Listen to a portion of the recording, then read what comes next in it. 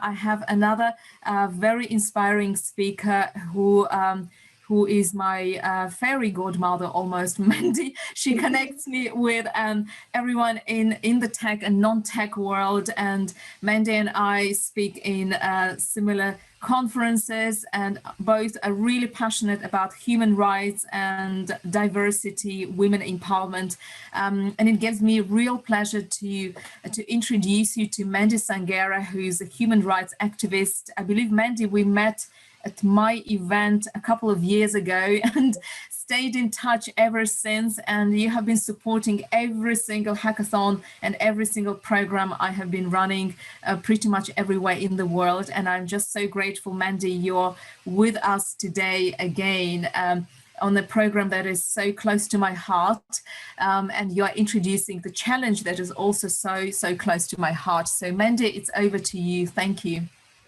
Thank you, Elena, and it's absolutely a great honor, a great privilege to be involved with another hack, and I absolutely love supporting Elena and the team AI. And one of the reasons is because I'm very passionate about empowering young people, and especially young women, and want to tackle some of the inequalities that are facing young women. And I think, like you've heard from all the other speakers today, COVID-19 has brought a lot of those inequalities to the surface like never before. And actually, as we think about gender equality and we're looking at like leaving no one behind, some of the things that we were tackling, especially myself, over the world, like early child forced marriage, something that I've been, one of the founders of the UK Forced Marriage Unit, and tackling gender-based violence. A lot of these things have really come to the surface more than ever. A lot of people are left at home with their perpetrators. And I wanted to share some facts with you. So globally, 750 million young women and girls were married before the age of 18.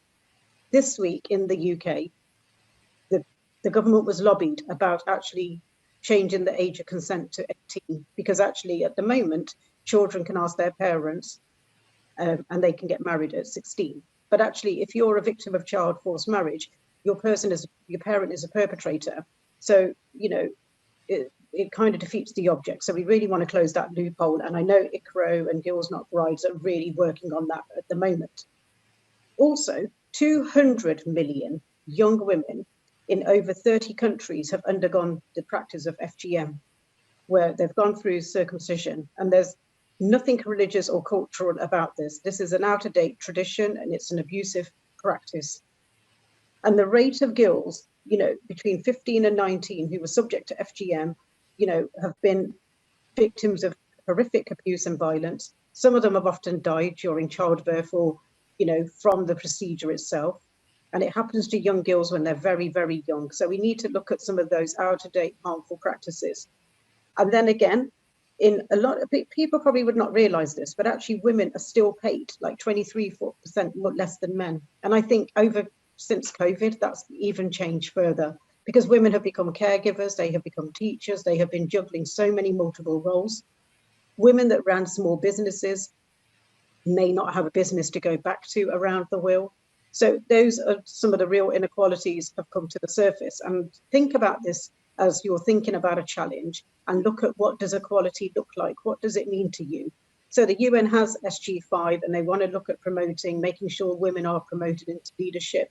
It is fantastic that about 30 countries now have female head of states. And I don't know if you've seen some of the figures and the data going around, but actually those countries' COVID numbers and deaths have been a lot less. I don't know if that's, some truth in that, but it's been going around and that's interesting. But actually, again, when we think about countries in like the third world in Africa and Asia, women are not allowed to own land. But actually, if you look at in Africa, for instance, women lead in agriculture, but yet they do all the work. Because they don't own the land, they can't buy extra machinery, they can't do anything, they're dependent on their spouses. So when women want to make decisions about their businesses, their livelihoods, they're not allowed to, because actually the banks and the governments don't want to give them money, their husbands and their in-laws and other parents will not allow them to do that. And this starts from birth, because actually when we grow up, society, our culture, our community condition us with social norms. So girls are told to play with dolls, boys have been told, go and play with cars and go and climb trees, and we're telling girls not to do that. And we're kind of feeding into that. And it's about how can we change that? How can we change society's views? Because I know that I've met Elena's young daughter, Victoria, who's an amazing young woman, very assertive, very confident. And I know that if she was standing next to a young man for an interview and a job and did something in AI, she probably would be head and shoulders above him. But why should she be paid less than him? Why should she be stereotyped and be judged? And again, this year, we have seen a lot of unconscious biases come to the surface more than ever. And it has caused a lot of unrest around the world. It's brought a lot of inequalities to the surface, and it's about addressing those issues. So again, as you're thinking about this, as young people, think about this, and again, in some countries around the world, 46 countries, I think it was the last time I looked, that women have to ask their husband's permission if they want to go out to work.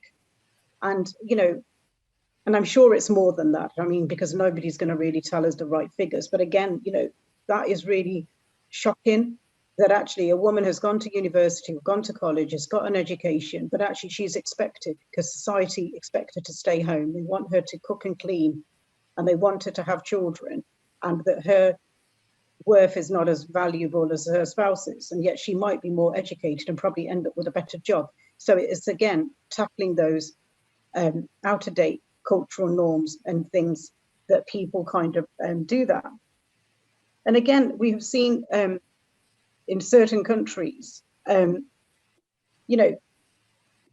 when women don't have access to their own finances, they are very dependent and will stay in very abusive relationships. They will stay in situations because they cannot afford to leave their abusive spouse. And we've seen that in recent weeks and months now during the pandemic, where people have been left at home.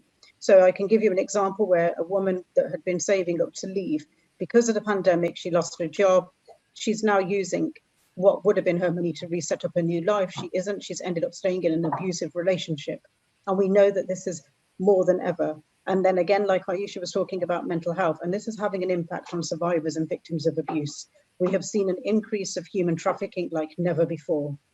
As we come out of the pandemic, there's going to be a greater need for cheap goods and labor.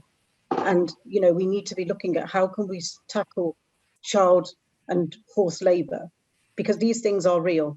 Because actually, we are now looking for a bargain as we're coming up to Christmas. So again, is there any sort of tracking advices and things like that we could look at supporting people? And again, we have seen young women being forced into prostitution, and there has been some apps and things that have been used in the past to help people.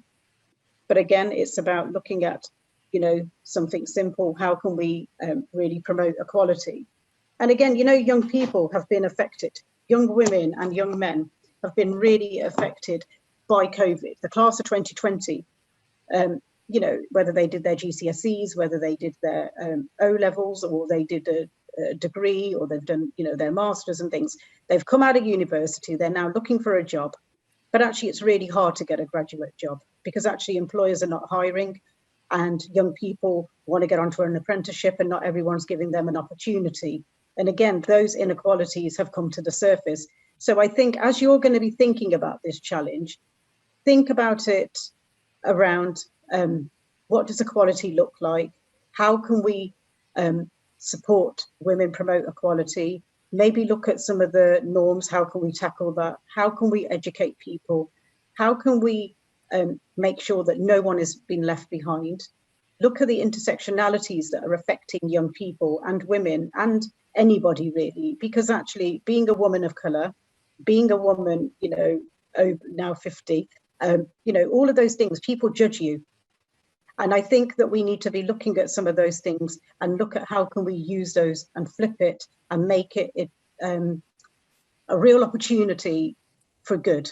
Because to me, I look at that, like Aisha probably speaks another language and she's got all these other skills. For a 16-year-old runs her own business. I would look at that. I would not be looking at her thinking, oh, well, she's only 16. Oh, she's just a young Asian girl. Because actually she's got so many other transferable skills. And I think it's really important that we think about what else people bring to the table. So again, I would say to you, it's really important that we look at how we empower the next generation. It's really important that we address social norms, out-of-date cultural practices that have no place, and also tackle society's views and the social conditioning that is happening. Because actually we are born equal, but sadly society and our community, our family, our elders all end up playing a role and telling us what to do. So I'm really looking forward to the challenges. I'm really excited, and I will be available to support anybody, and they can come via Elena or via anybody else. And I'm happy to support and answer any of the questions. And just before we go, it would be brilliant if everyone can give me a high five, because this is SG5 and it's a high five for gender equality, everybody. So thank you. And I'm really looking forward to the next couple of days, and well done, Elena and the team again. It's fantastic to be supported. So guys, just use this as a great opportunity, because it really is fantastic to see so many people from across the globe use this to network, to grow, because I promise you, you really will learn. And it's fantastic to see like Aisha coming through and coming back on as a mentor and setting a challenge. So this is what Elena and her team can really do. It upskills you not just in tech, but actually as an individual as well, with really amazing soft skills. So thank you, everybody, and well done. Thank you.